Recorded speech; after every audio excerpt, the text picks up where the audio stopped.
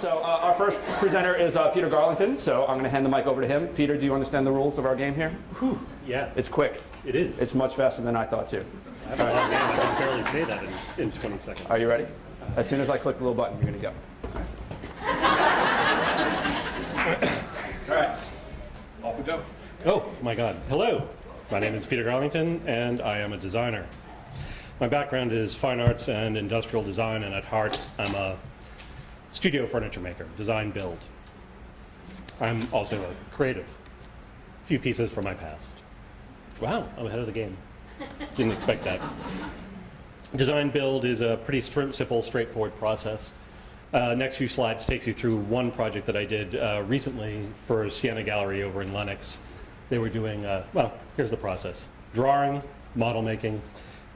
Models are great. It helps take it from the drawing stage into checking out some proportions, seeing scale and relational things. After models, we go into construction and build. Material selections are made, as you can see from the model to the piece. That's it.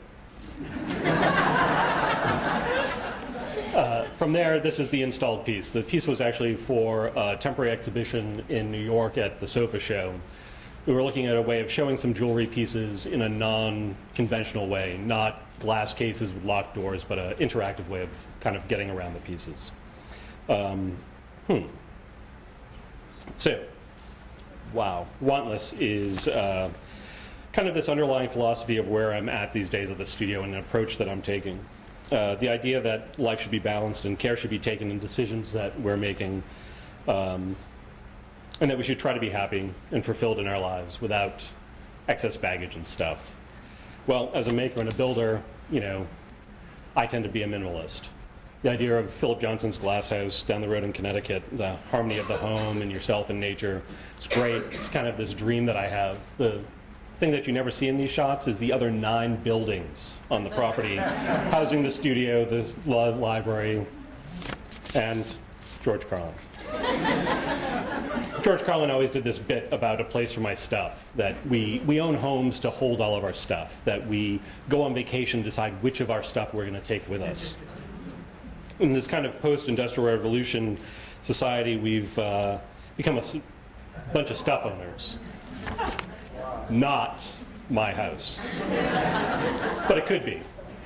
Stuff these days is a very slippery slope. The fact that there's more than one show on the air that is about hoarding, or people that make a living selling the contents of abandoned storage lockers, is a testament that more isn't always good. Today, modern production facilities are really good at lean production, mass production, and making one thing over and over and over again. The problem for us furniture designers is to move from one-of-a-kind objects to mass-produced objects. The number is about 10,000 units. Kind of hard to get your head around going from making one of something to having 10,000 of them lying around the house. So we're trying to bridge that gap. And the interesting thing is, with changing technology today, digital production, CNC equipment, this kind of large-scale manufacturing is becoming a lot smaller. And we can learn some lessons from the fashion industry,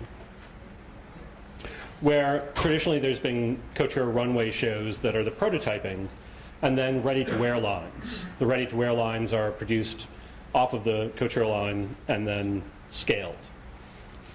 The other interesting movement that we could learn a few lessons from furniture manufacturing is the slow food movement.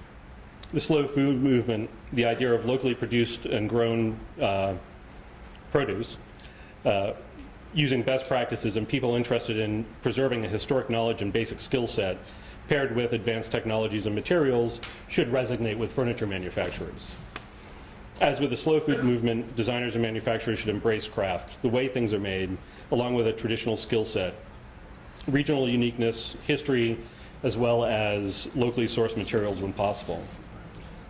That idea, combined with the latest in machining and technology, could produce a flexible format for factories, bringing a new kind of short-run, high-efficiency model to bear.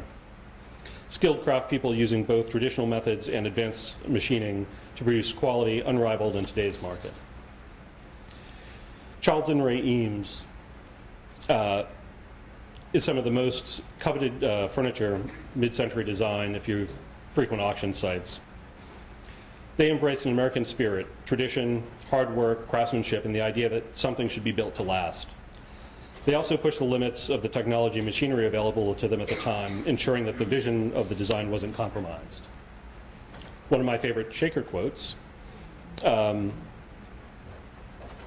of relevant these days. We're kind of at this tipping point as more and more manufacturing leaves the US and skill sets of the worker become marginalized.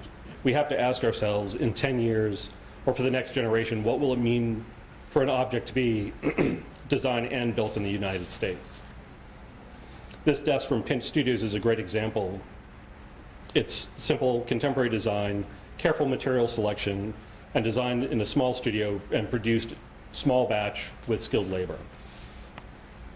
These can be exciting times in the US as our educational programs in industrial design as well as craft have expanded greatly. The idea of design and design thinking have become popular buzzwords throughout industries, throughout business. There's lots of small shops, studios, ateliers, and co-op shops working on fresh ideas. The downside is manufacturing, for the most part, is faded. Taking a page from the MoMA, a curated collection of things to surround yourself with isn't a bad idea. You don't have to live in a museum, but your home should say something about who you are. I'm not saying that everything should be custom. In fact, nothing in the design museum is. It's all manufactured goods. This last quote is a little bit of indispensable advice for anyone who has to live with a creative person like myself. But wow, that was really short.